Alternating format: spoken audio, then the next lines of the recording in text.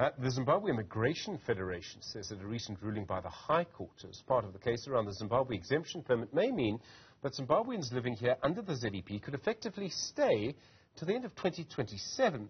The Home Affairs Department said over the weekend that the ZEP would now end at the end of November 2025. In other words, as I understood the department then, people would only be able to stay until November 2025. There's still several court cases around this issue being heard in the courts. Mufaro, Dzviti is the chair of the Zimbabwe Immigration Federation.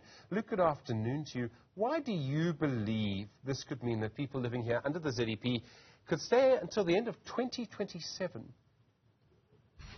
Good afternoon to you, Robert. It is nice to be back here again on Newzroom Afrika. Well, I'll start with the issue where the minister just lost his notice of leave to appeal for the court case that he lost Part 8 of Zimbabwe Immigration Federation, and he decided to appeal and lost.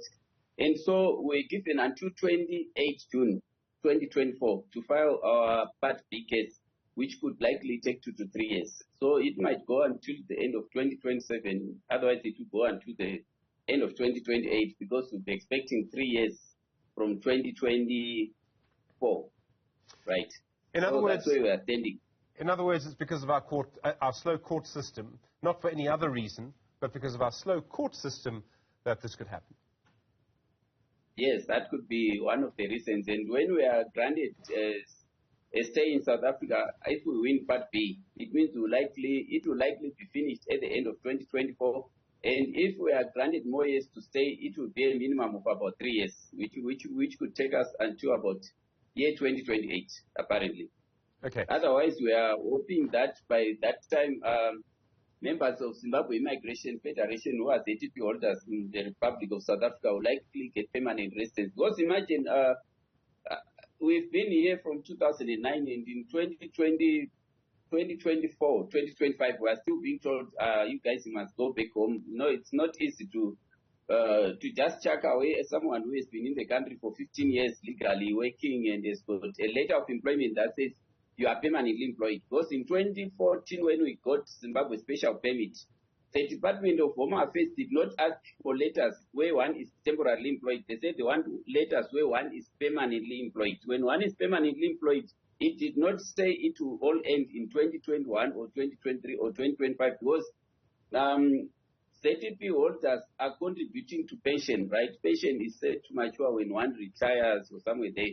And so a lot were given legitimate expectations that they will be living and working forever and decided to buy houses. And 2 years notice is just too little. 3 years notice is normal. But in any sense, anyone who has been in a country for at least 5 years must be entitled to permanent residence. We're given permits that will last 4 years, right? The Department of Home Affairs were doing that deliberately so that ZEP holders don't go 5 years and then get a visa. But the law says if one has been continually legal in the country, living and working for at least 5 years, sure, they must be able to apply for permanent residence. You see, there are just 178,000 people in a country of 56 million. Now the population is around 70 million as I hate, which makes the ZEP holders to be less than 0.2% of the population of South Africa. So getting rid of Zimbabwe because Luke. Okay, a couple of things. Stats SA says our population is 60 million, and I understand, I think it's 2.5 million of that are people born outside the country. ZEP holders will be a very small fraction of that. I accept that. I'll let you make the case in a moment. But do you accept that the Zimbabwean exemption permit was always a temporary measure, and even when it was introduced, no matter how long it lasts, government does have the right to end it because it's a temporary measure? Do you accept that? Okay, I don't accept that. You know why? In 2009, when we all got this ZEP permit, it came without conditions. There were no conditions that says this permit will end. It was a permit like all other permits, and they wanted letters of employment that one is permanently employed. They didn't ask for letters that your employment must be in line with the validity of the visa. They wanted permanent employment. Unfortunately, there was another Home Affairs minister before the current Home Affairs minister. That was the setup.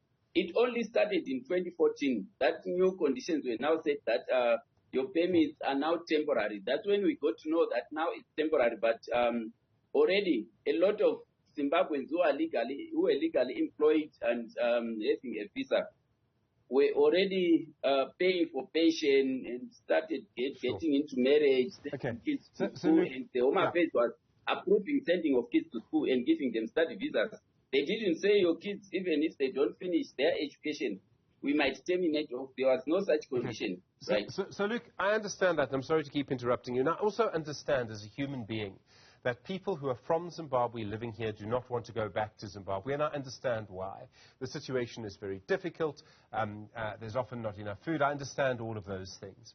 At the same time, you say that under the law that you should be allowed to stay here. But we know that the government is going to rewrite the law. Now, it'll probably have to wait until after our election next year.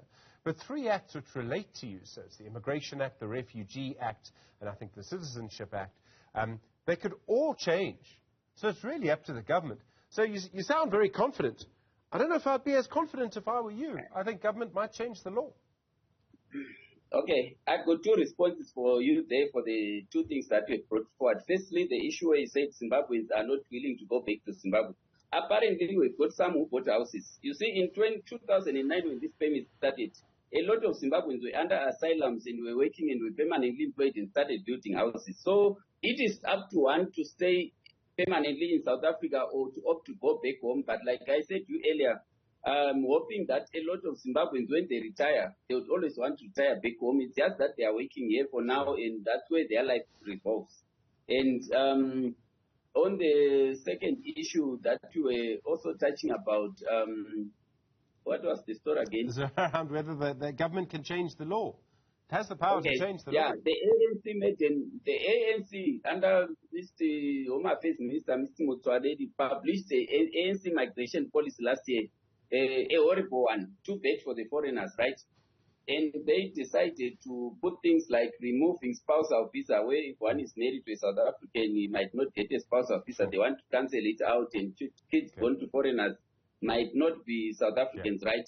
But the fact of the matter is this: a law cannot be put on the people who are there in the country already, who challenge that policy in the coming years, right? Luke. Who challenge it, like asking for critical skills. You can't start asking for critical skills to those who are already employed. If the country needs people with critical skills, it should start with those who are going to look for jobs from South Africa from now on, going onwards, not those who are already employed. You can't remove a domestic worker from a family, part of a family, you know. Luke, we'll have to leave it there. I know it won't be the last conversation we have on this. Thank you. Luke Mufaro Dzviti is the chair of the Zimbabwe Immigration Federation. We'll talk about World Competition Day in a moment.